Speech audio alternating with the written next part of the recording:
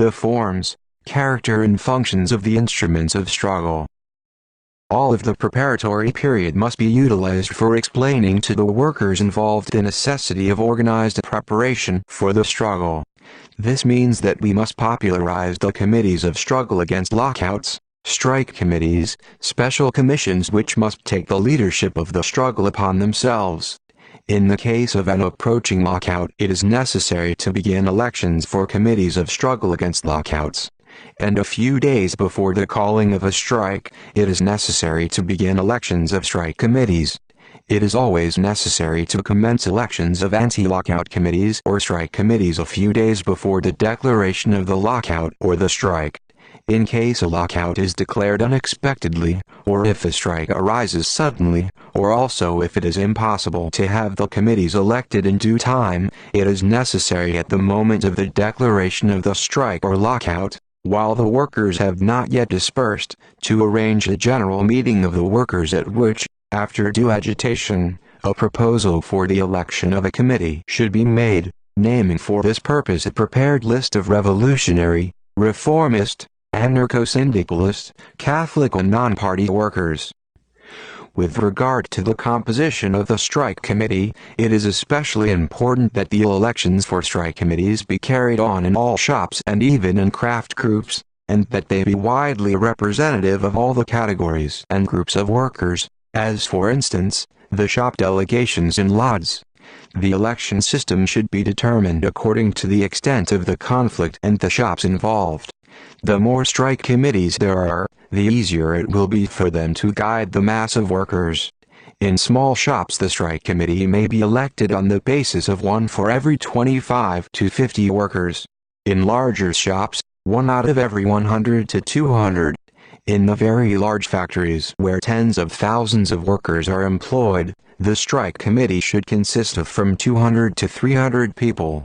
Such large representative strike committees must elect their own executive committees, whose duty it would be to arrange regular meetings of all the members of the committee, be responsible to them, keep them informed, keep contact through them with the strikers by assigning to each member of the strike committee definite responsibilities.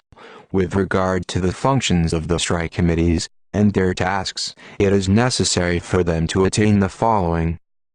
1. The strike committee has the task, employing all means, to carry on the struggle for the realization of the workers' demands. The successful termination of the struggle will depend upon the extent to which the strike committee is successful in eliminating the influence of the reformist union from the factory and in taking the leadership of the strike out of its hands. 2. The strike committee must lead the struggle, enter into negotiations and sign agreements if necessary, declaring at the outbreak of the strike that any agreements entered into by the reformist bureaucrats are not binding upon the workers. 3. The strike committee must be constantly alert to every move of the trade union bureaucrats. When they enter into machinations with the bosses, demonstrations should be organized in front of the buildings where they are located and a systematic campaign should be carried on to undermine the faith especially of social democratic and Catholic workers in the reformist and Catholic trade union bureaucracy. 4. Strike committees must become the powerful tools in the hands of the trade union opposition with which to drive all agents of the bosses and allies of the bosses out of the trade union. 5.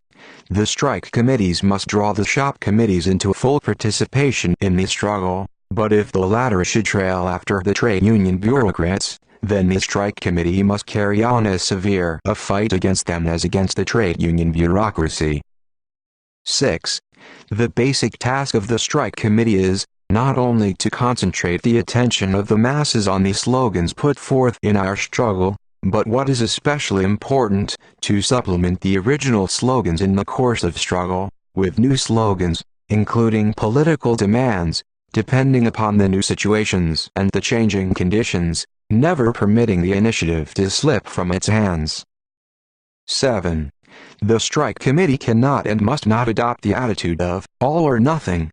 It must be capable of maneuvering, of course, not in the sense of making top combinations and quickly and correctly determining which side will tend to benefit by a change in the relationship of forces which occurs during the process of the struggle. Unnecessary rigidity and insufficient flexibility is contrary to all practices of revolutionary class warfare. 8. For the normal leadership of a strike or lockout, the strike committees or the anti-lockout committees must unite all the workers involved in the conflict. In the case of big lockouts or strikes, embracing a number of factories in a large district, or a whole branch of industry, it is necessary to create a central strike committee on the basis of representation from local strike committees. 9. Democratically elected strike or anti-lockout committees must establish the strictest discipline within the committees in order to secure a successful termination to the struggle. 10. During the election of militant anti-lockout committees, or strike committees, it is necessary to secure a decision providing for the right to recall those members of the committee who may afterwards refuse to execute the tasks imposed upon them for the energetic carrying on of the struggle, thus violating the will of their electors. 11.